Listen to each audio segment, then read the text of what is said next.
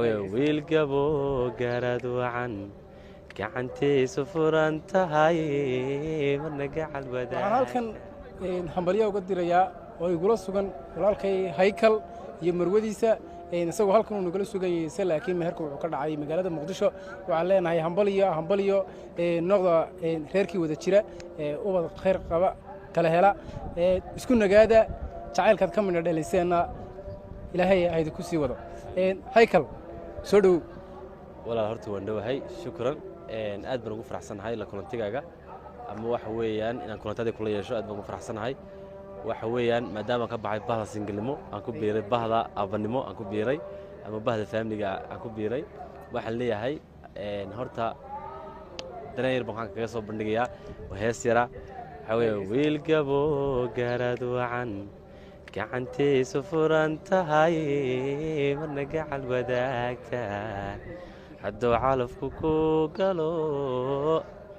waxaan ku joogtay allah naga dhigo reerka lagu nasto lagu nagaado ducadu waa xaggiina waxa weeye ayaan asxaabta qaaliga si gaar ah u salaamaya waxa idin leeyahay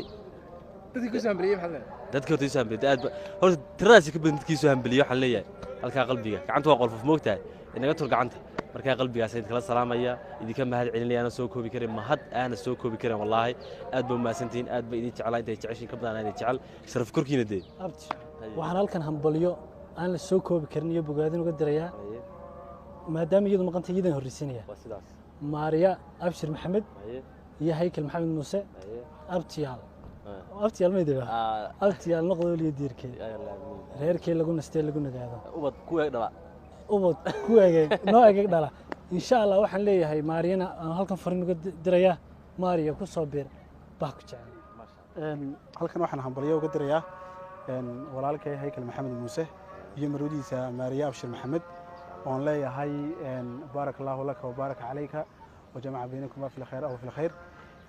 reerka lagu nastay lagu nagaado ilaahayna kugu astro xilka aad qaaday walaalahay barakaad halkan waxaan uga hambaleynayaa walaalkayga yaraa Haykal maxamed muuse sidii ignamadii ugu horeeyay walaaladeedii iga weynaabay ugu hambaliyeen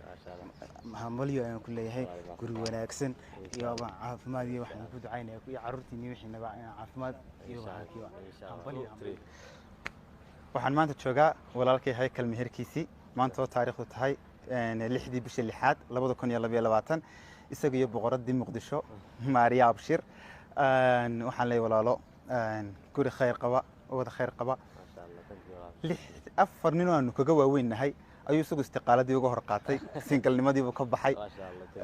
insha Allah waan ku xig doonaa anaguna soo dhawooba aad bay idin salaaminaa walaalayaal salaam allah